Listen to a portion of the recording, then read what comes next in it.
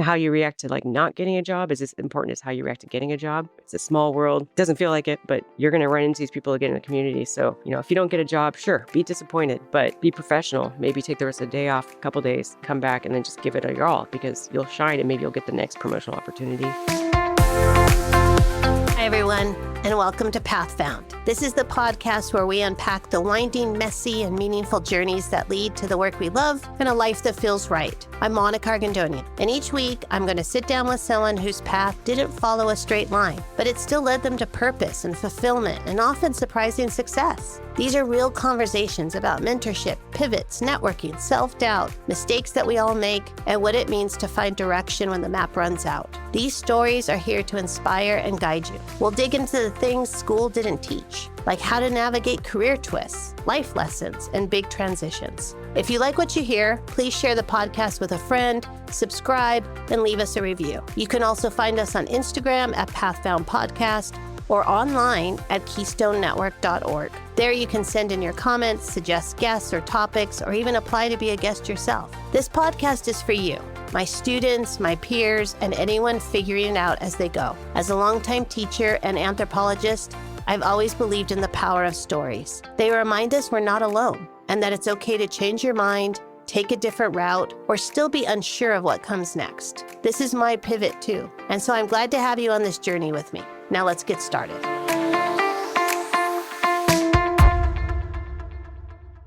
What does it look like to build a career that balances science, stewardship, and heart? Today on Path Found, I'm joined by Katie Drexhage, a senior environmental scientist with California State Parks. Katie's story is a reminder that purpose doesn't always follow a straight line. It evolves through persistence, self-awareness, and a willingness to learn at every step. From her early fascination with toads and praying mantises, to years of fieldwork and environmental permitting, to leading conservation efforts across 20,000 acres of California's coastline, Katie's journey shows what it means to grow into leadership while staying grounded in the work itself. We talk about mentorship, the power of curiosity, and why showing up, literally in person, still matters when building a career. Katie's story is about finding fulfillment through service, integrity, and a deep love for the natural world. So Katie, I always start by asking, what were you like in high school? Oh man, yes, very different than I am now. I think who we are in high school or even teenage years changes so much between even just your 20s or 30s or 40s every decade. I think in high school, I was very sheltered and,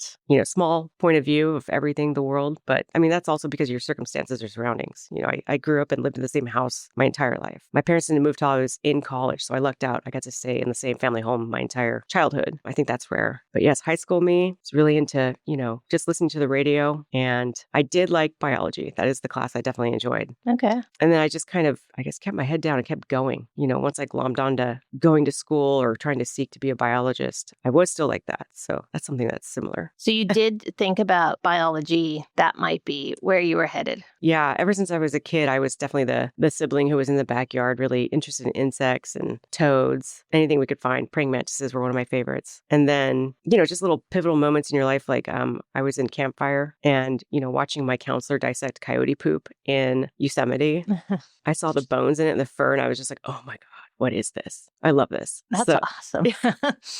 And then, I kind of did the thing, your parents encourage you to go to college. And I went to college and still, enrolled in the biological field and stuck with that. How did you even choose college? And I went to a really small private high school. Mm-hmm. So there weren't a ton of options. It really prepared you for two other religious colleges, one in Iowa and one in Michigan. And I wanted to stay in California. I looked at like Humboldt, Fresno, Cal Poly Pomona, Cal Poly San Luis Obispo, and maybe Davis. Pretty much came down to where I got in, which was Cal Poly Pomona. Okay. I didn't get into Cal Poly San Luis in the fall quarter. And my mom really encouraged me and pushed me to apply for summer quarter. I was like, oh, that's my last summer at home. Like, I don't know if I thought it was 90210 or whatever, but I wasn't going to do anything exciting anyway. I'm glad she pushed me, encouraged me because I got into summer. And back then, that was a way to just seal the deal that you were in for fall. Oh, okay. And it was nice too, I came from a really small town. When I came to San Luis Obispo, it seemed huge. So being here a summer before school started was really helpful too. too, because, I got my feet under me, got to see where stuff was, understood the campus. So by the time the majority of the students came, it wasn't as overwhelming. So I lucked out with that. So you go to SLO and you're a biology major. Yes. Was it what you expected? No, I would say the first 2 years, I remember I got rejected in fall quarter because they said my major was impacted. The major was back then ecology and systematic biology. And I didn't meet anybody in my same major for like the first 2 years. I was like, how was this impacted? But once I finally started getting into the field classes, then it was more like what I wanted and expected. Mammalogy, herpetology, field botany, ornithology, all the ologies. It was really exciting. And we went on field trips all over, even I think mammalogy and field botany I had at the same time. So, and it isn't at all what you're thinking, college kids camping and getting wild. It was quiz after quiz, test after test. When you were done with one, you went to the other.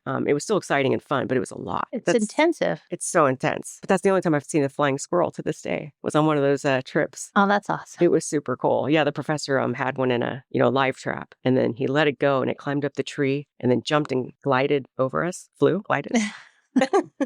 It was so awesome. But yeah, it was definitely, harder, a lot of information all at once. Trying to kind of memorize it or grasp it was hard. It wasn't always easy. You had flashcards on me all the time. But it's great that you had something you liked in high school and continued it and found it, stuck with it, and then really still liked it. Yeah, I think that's rare. I think I'm also stubborn. Like once you get something in your head, you're like, I'm just going to keep my head down and keep going. I don't think it wasn't that I wasn't open to other ideas or careers. It's just nothing ever spoke to me like this one. Did you know what you would do with that major? Not at all. After I graduated, I actually waitressed for a year. I might have seen a couple job opportunities like in other states, but I just kind of wanted to stay here. And so when I finally did get my first opportunity in this field, it was with U.S. Fish and Wildlife Service as a biologist for Ventura Field Office. And it was a regulatory role, regulating projects, giving permits to folks doing research. So it's pretty much doing a lot of, permitting and working with stakeholder groups. It wasn't at all like I thought. I only would get in the field maybe one day a year. Oh, like okay. The annual salamander roundup, That's great. It was awesome, but it was definitely different. I thought, oh, wow. But I learned a lot. And that's where I started kind of learning about like different regulations. And in U.S. Fish and Wildlife Service, they implement the Endangered Species Act, the Federal Endangered Species Act. So I learned a lot about just every section of that and, seeing how people work with it and how, everybody works together to try to conserve these listed species. And I stuck with that for 6 years. That's a long time. It was a long time. So even though it wasn't what you expected, you were learning. Oh, yeah. You were still liked it. Yeah. And I still keep that information with me today. I use it all the time. It just kind of opened your eyes. Like when I was in college, I actually worked for a Kit Fox program at Camp Roberts, San Joaquin Kit Fox. And it wasn't even until I applied for the U.S. Fish and Wildlife Service job that I understood the big picture. Like, why was I out there doing small mammal trapping? Why were we doing radio telemetry after, we collared these foxes? What did it all mean? Because in that capacity, I was just, kind of doing field work. And it wasn't until I went to apply for this job that my supervisor, who encouraged me to apply for this Fish and Wildlife Service job, because she was already working there in Ventura, she helped explain like the different sections of the Endangered Species Act that we were actually like working with there while I was at Camp Roberts. And that kind of just gave me the big picture. And that really kind of opened my eyes. And I try to do that for my employees now. And just people around me like, okay, either what's the mission or why are we operating this way? Right. We're out here, we're about to do a survey for snails. What permit do we have? I always think of like Plato's Republic. It was that kind of moment where your eyes are open and you kind of get out of that cave like, oh, now I get it. Right. It all connects. Yeah. So after the 6 years, then what did you do? I ended up getting a job for San Luis Obispo County, the Public Works Department. Very different. Very different. They have an environmental programs division. And with that job, I got to see on the ground projects, Public Works, if they're going to repave a road or replace a bridge. The group I was with, we did the initial surveys. First, you do your desktop analysis, see what could be out there. Then you get out there and do the field surveys, see what different sensitive species might be in the area, what kind of ordinances you have to be aware of, if there's oak trees, anything like that. Are you in the coastal zone? And then apply for permits for all those things. And then when the project actually goes to construction, then we did construction monitoring. So you actually see construction in the field, which previously as a regulator for 6 years, it's like, you have all these ideas, you write your permit up and you just kind of, okay, have a great time with your project. And you don't actually see it in the field, how messy it is or how complex it is and how things change from the engineer's design when it goes into the field with a contractor, actually moving that project forward, the changes they might have to make. Just is really eye-opening. Every project site, they always use way more space than they say. They always need more staging room. It's like making a movie, right? You see the final 2-hour project in a movie theater. Oh, yeah. But it took maybe a year and hundreds of people and logistics and planning and budgets benefits and Absolutely. yeah. And then, of course, People don't really understand what is in the back of all these, even if it's just repaving a road. yeah.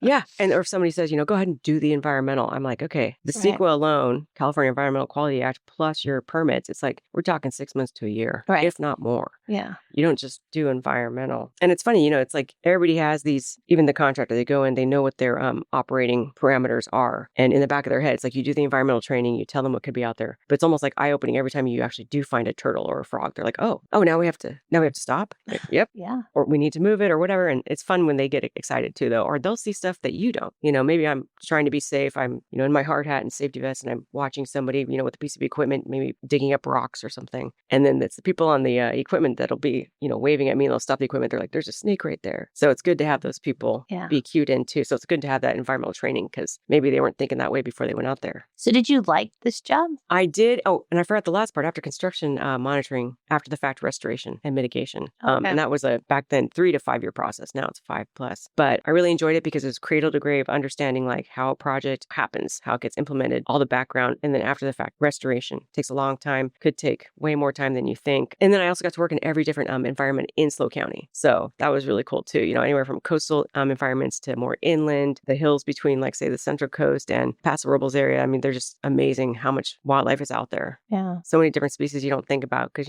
I live in San Luis Obispo. It's kind of the city. But when you get out there just 30, 45 minutes from SLO, you're just like, oh, yeah, it's like it's beautiful. There's all these amazing creeks. There's these big cobbles. There's, 2 striped dark morph garter snakes. So yeah. That's awesome. Okay. So you enjoyed the job. I did. Yep. And then that's where I actually got supervisory experience as well there. After being there for more than 5 years, I got to become a supervisor of 3 people, kind of our maintenance program, and then 1 or 2 student interns. So, that was a whole new way of thinking too. Like, how are you trying to help people with career growth and make sure that they're successful in whatever they do, try to get them to open their eyes with how they can become better employees or do more, keep the mission in mind, stay motivated. Right. Yeah. And why did you leave? Why did I leave? I was with County Public Works for 12 years, and I think I just was looking for something different. I guess it was hard to say too because I had personal life things going on and I was pretty burnt out, and I think that was part of it. But then I'd heard about this state parks job, and I, it was kind of tossed my way, and I thought, well, I'll throw my hat in the ring, but I really don't have much faith because I don't know anybody. I knew like one other friend who worked for state parks. Other than that, I knew somebody who, had retired from Caltrans and was working as retired annuitant in another district. So not a lot of insight. I just like, oh, okay, I'll just see what happens. Then I was shocked when they offered me the job. Thrilled, but also shocked.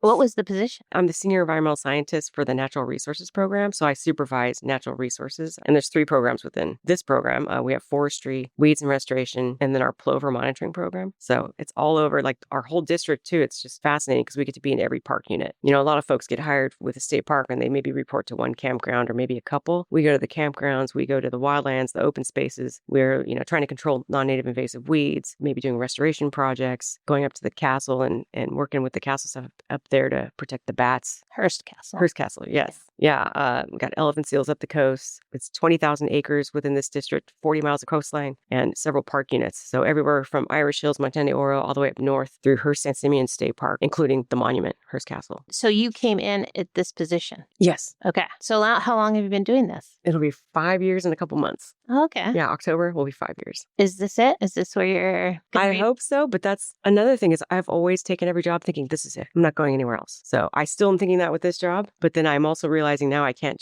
there's no definitives. Okay. No. Wide open. Yeah. I still, in my head, I'm not thinking of anything else at all, but this job is definitely challenging and it's awesome. And I think it's the most you can do for conservation. I mean, you're actually preserving habitat. I mean, I loved all my other former positions, but this is actually, in my opinion, the most you can do for conservation, at least. Well, I guess I shouldn't say that. Everybody does everything. So everybody does something for conservation, but for me, this is my dream, I should say, because it's actually getting to manage, open space and keep it preserved for wildlife. And then educating people and having them enjoy it too, providing these opportunities for people to understand and connect with nature more and just turn something on in their head so that they also hopefully care about the environment. So you said something earlier about as a supervisor, working with younger people and helping them guide their careers and how to be a good employee. Can you talk about that more? Like, what is a good employee?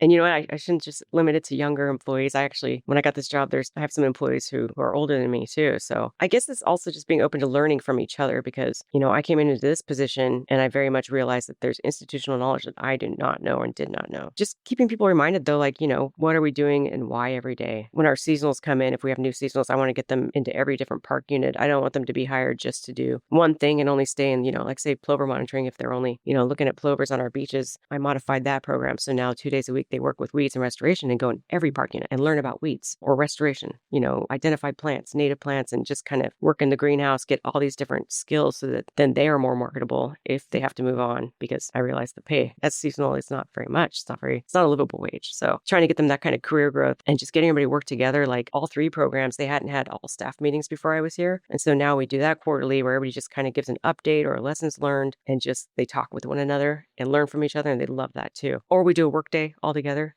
Like, let's all go out and pull weeds over at Morrow Strand. And then just if people are with our forestry group, if they are doing a controlled burn, trying to get the other seasonals who aren't in that program to go at least be able to watch from a safe distance and understand and learn from those folks what they're doing and why. So just trying to open everybody's eyes. And then if you show up on maybe a new project site, or we show up to go, maybe do some weed treatment at one park unit that has the Morrow shoulderband snail, which is a federally listed species, just, before we get out there, we do like a safety tailgate and then go over like, we have this permit and this is what we're doing and why. This is why we're allowed to, move snails out of harm's way if we're doing this project. So explaining the purpose. Yes. Make sure they understand instead of just going out, I don't know, I'm pulling weeds today, but I don't really know why.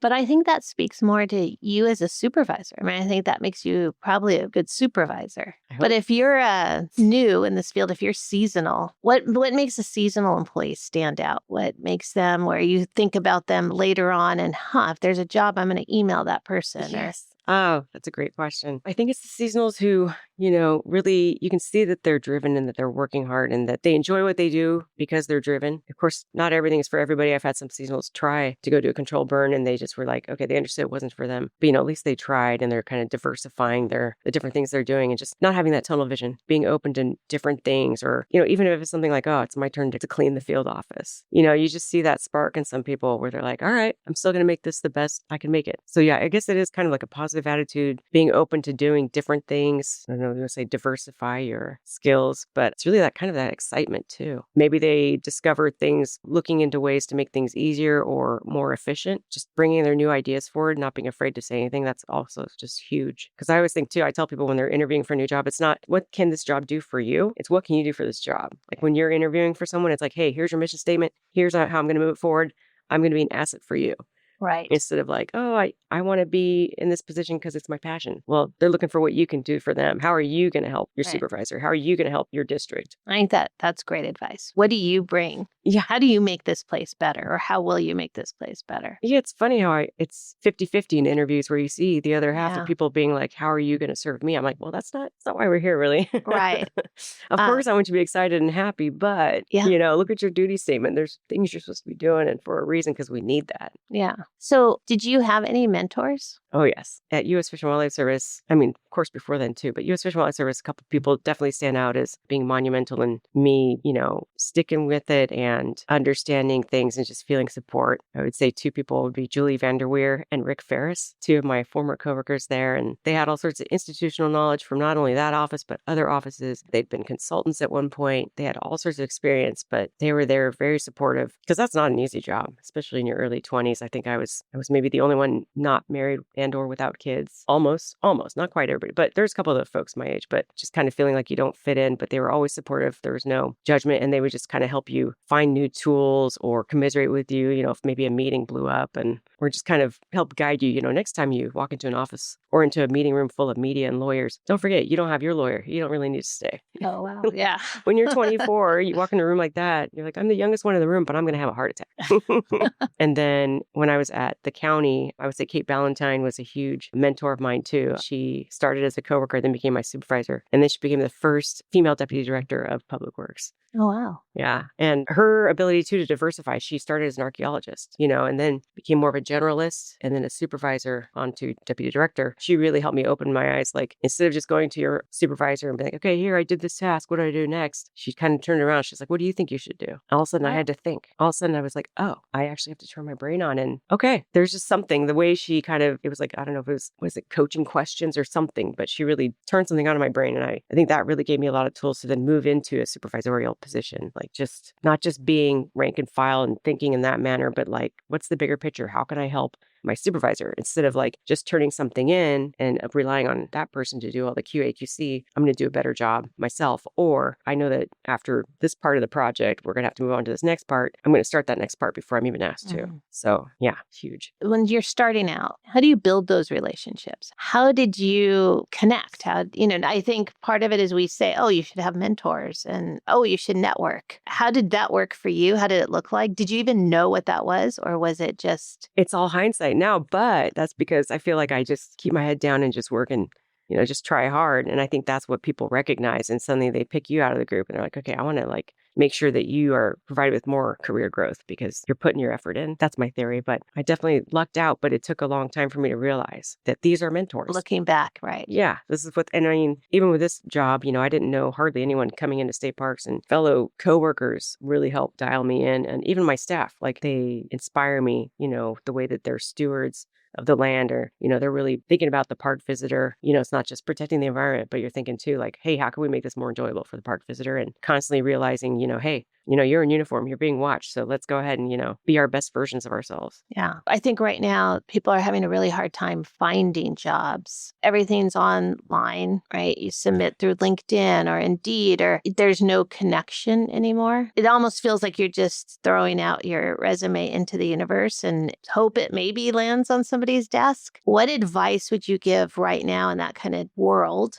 of how to connect to people and how to find a job? Especially, I think, for a lot of people would be interested in state parks. It's not an easy place to get into. No, definitely not. It's interesting too, because I always want to tell people, behind the curtain, you have these org charts and you only have so many positions you're allowed to have, or your budget and what you can pay for. So it's, even if you really want to give a job to so many different people, unfortunately, there's only a few you can hire. But if given the opportunity to choose between an in-person interview or virtual interview, I would say go in person, because you just pick up on other things when you actually see somebody face to face. That might not be new advice. But in my case, I think it helped, because when I interviewed for this job, I could have done it virtually. Morro Bay isn't that far from San Luis, though. So I thought, well, I should just show up in person. And I think that really helped. And just like, after college, I didn't find anything right away. So I waitressed for a year. So just kind of staying driven, working hard, and just keep at it. Did you ever feel during that year like nothing was going to happen? I feel like every job I've ever had, you build some sort of skill. So even if it's multitasking or people skills, you still get something out of every job. But there were a couple of times where I thought, well, good thing I have a college education. It's really going far when I'm scooping up tortilla chips and serving wine-based margaritas. Nice.